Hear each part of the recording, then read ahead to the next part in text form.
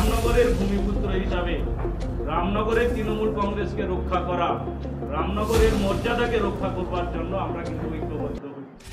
কেউ কেউ পেছন থেকে ছুরি মেরেছে আমাদের তৃণমূল কংগ্রেসকে। নিজের পায়ে নিজে কুড়ুল মেরেছেন, নিজে গর্ত করেছেন। তাহলে আজকে সেই গর্তে দাঁড়িয়ে যদি আপনি বিধানসভায় তিনি নির্বাচনে জিততে চান, তাহলে তো মূর্খের স্বর্গে বাস করছেন।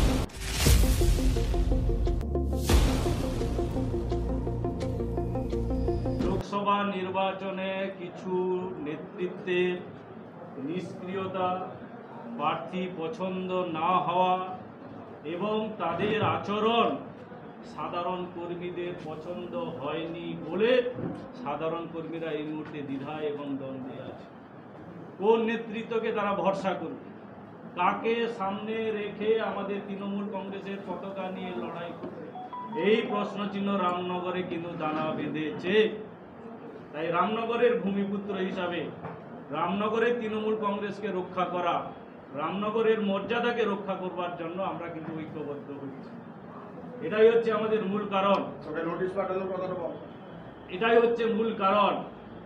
এবং আপনাদের বলে দিই, আপনাদের সামনে ইতিমধ্যেই আপনারা জেনে গেছেন, আমাদের কাঁথি লোকসভা কেন্দ্র থেকে যদি আমরা সাংসদ পাঠাতে পারতাম, আমাদের লড়াইটা আরো বেশি সুদূর প্রসারী হতো। শুভেন্দু অধিকারীর বিরুদ্ধে লড়াই করাটা আমাদের অনেক বেশি সহজ হয়ে যেত।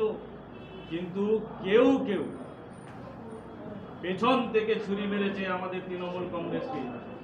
গত কয়েকদিনের আগে যে সাংবাদিক সম্মেলন করেছে বা সাংবাদিকতার সামনে যে কথাটা বলেছে, তার পুরোটা আপনারা লক্ষ্য করে দেখবেন, কথাগুলো শুনবেন, একবারে স্পষ্ট হয়ে গেছে যে তিনি পেছন থেকে ছুরি মেরে চক্রান্ত করে এই রামনগরের নেই কেন না, তিনি রামনগরের বুকে আজ অব্দি কোনো গ্রুপিজম ছিল না, লবিবাজি ছিল না। আমাদের লবিবাজি সমস্ত রাজনৈতিক দলে আছে, তৃণমূল কংগ্রেসও আছে, থাকবে, থাকলে ছিল, কিন্তু রামনগরে ছিল না।